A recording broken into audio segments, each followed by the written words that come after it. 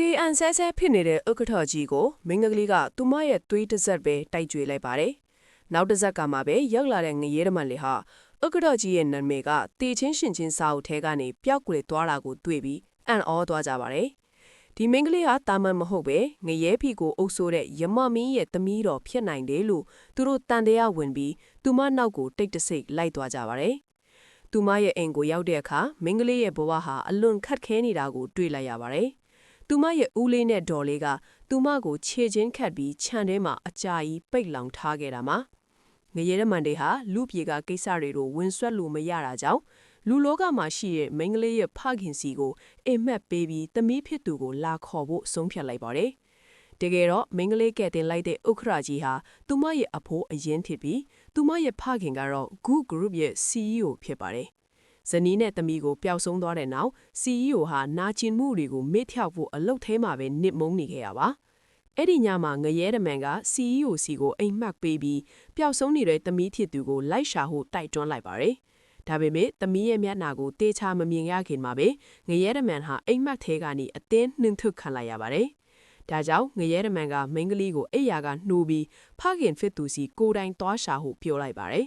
ဖခင်ဖြစ်သူဟာဘီလီယံတာတယောက်ဖြစ်ပြီးသူ့ကိုရှာတွေ့ရင်နောက်ငတ်မွတ်မှာမဟုတ်တော့ဘူးလို့လည်းဆိုပါတယ်။နောက်တစ်နေ့မှာမိန်းကလေးဟာသူမအဖေကိုရှာဖို့ဂူဂူကိုရောက်ပါတယ်။ဝန်ထမ်းတွေကတော့သူမကို CEO ရဲ့သမီးဖြစ်ဟန်ဆောင်သူလို့ထင်ပြီးလုံခြုံရေးတွေနဲ့မောင်းထုတ်လိုက်ပါတယ်။ကံကောင်းတာက CEO ရဲ့ကားဟာကုမ္ပဏီရှေ့မှာရပ်ထားတာမို့မိန်းကလေးကလှမ်းခေါ်ဖို့လုပ်တဲ့အချိန်မှာပဲလိုက်လာတဲ့ဦးလေးနဲ့ဒေါ်လေးကသူမကိုအတင်းဖမ်းခေါ်သွားပါတယ်။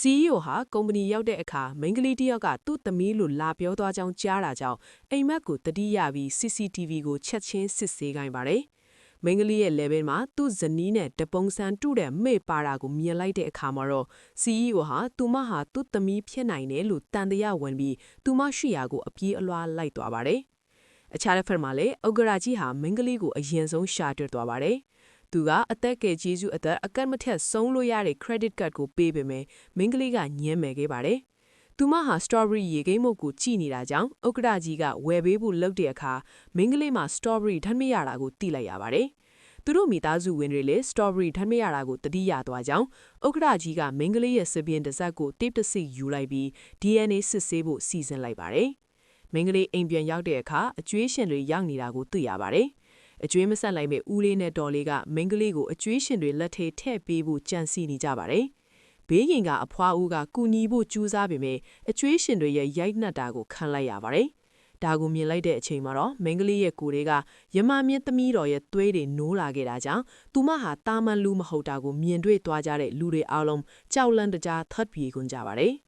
အဲ့ဒီအချိန်မှာပဲဥက္ကရာကြီးစီက DNA အဖြေထွက်လာပြီးမိန်းကလေးဟာသူ့မျိုးအရင်ဖြစ်နေတာကိုအတီးပြုနိုင်ခဲ့ပါတယ်။သူဟာမိန်းကလေးကိုတွားခေါ်တဲ့အချိန်မှာအိမ်ရှိမှာပဲ CEO နဲ့ဆုံပါတယ်။သူတို့နှစ်ယောက်တည်င်းအချက်လက်ဖတ်လည်ဘူးနောက်ပိုင်းဦးလေးဖြစ်သူရဲ့အိမ်ထဲကိုအတင်းဝင်သွားကြပေမဲ့မိန်းကလေးကိုမတွေ့တော့ပါဘူး။ဒေါ်လေးဖြစ်သူကတော့မိန်းကလေးဟာထူးခြားတဲ့စွမ်းအားရှိတာကိုသိသွားတဲ့တုတ္တတေဒနာပညာရှင်တွေကငွေအများအများပေးပြီးစမ်းသပ်ဖို့ခေါ်သွားပြီလို့ဝန်ခံလိုက်ပါတယ်။ဒါကိုကြားတဲ့နဲ့ CEO ဟာဓာတ်ခွက်လန်စီကိုအပြေးအလွှာလိုက်သွားတော့ပါတယ်။အဲ့ဒီအချိန်မှာမိန်းကလေးဟာစမ်းသပ်ခုံပေါ်မှာအခြေခံထားပြီဆိုတာကိုသူတို့မသိသေးပါဘူး။